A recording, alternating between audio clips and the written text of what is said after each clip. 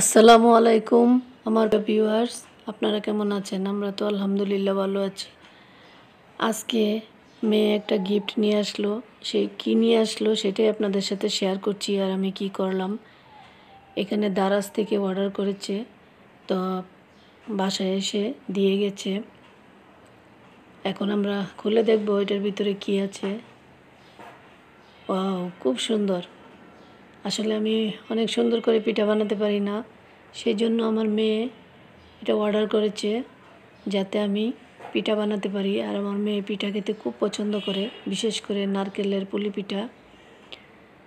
এটা আমার মাও খুব সুন্দর করে বানাতেন আর খেতে পছন্দ করতেন। আমরা ছোটোর সময় এই পিঠাটা অনেক খেয়েছি, কিন্তু এখন আমার মেয়েও পছন্দ করে, আমিও পছন্দ করি, আবার জামাইও এখন পছন্দ করে। যাই হোক, দেখেন অসাধারণ একটা গিফট। এখন এটাকে আমি সুন্দর করে ধুয়ে নিব। ধুয়ে তারপরে আমি আপনাদের সাথে শেয়ার করছি এটা দিয়ে আমি কি করব।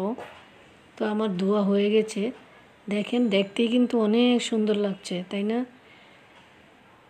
এখন আমি এখানে একটা আটার ড্রো করে নিচ্ছি। ডোটা অল্প অল্প করে গোল করে আমি এটার মধ্যে বসিয়ে দিচ্ছি, দিয়ে একটা জোরে চাপ দিচ্ছি। চাপ দেওয়ার পরে দেখেন কি হচ্ছে। ওয়াও, অসাধারণ। এখন এখানে আরেকটা আছে এরকম, সেটার মধ্যে দিয়ে আমি নারকেলের পুর দিয়ে দিচ্ছি। নারকেল আর খেজুর গুড়ের পুর দিয়ে এভাবে আরেকটা চাপ দিলে সুন্দর একটা পিঠা বের হয়ে আসলো। অসাধারণ।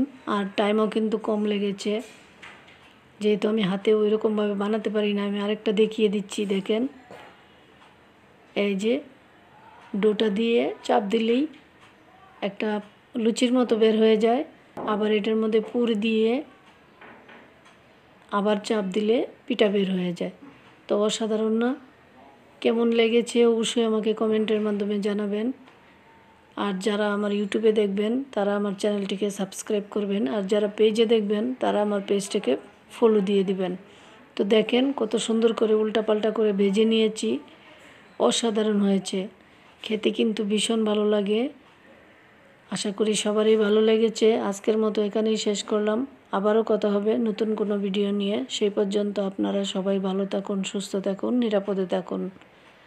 আল্লাহ হাফেজ।